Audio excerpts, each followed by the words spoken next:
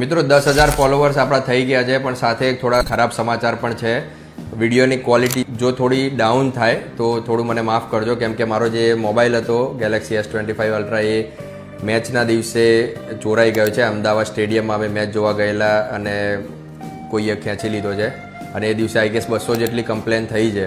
તો પોલીસે પણ આના ઉપર થોડું ધ્યાન આપવું જોઈએ, કેમ કે આટલા મોંઘા ફોન લોકો લાવે છે. 1 લાખના ફોન હતા. મેં ઘણા બધા લોકોને પૂછ્યું, બધાને આઈફોન અને સેમસંગ ગયા છે.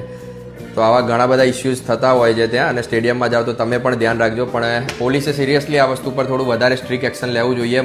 હું એક બાજુ કમ્પ્લેન કરતો હતો ને બીજી બાજુ એરિયા છોકરાઓને એમને પકડીને ખાલી બેસાડી રાખેલા.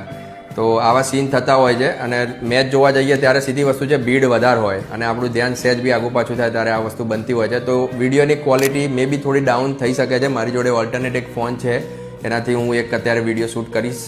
મીન્સ એના વિડીયોઝ હવે તમને થોડા ટાઈમ જોવા મળશે, નવો ફોન ના આવે ત્યાં સુધી એટલીસ્ટ.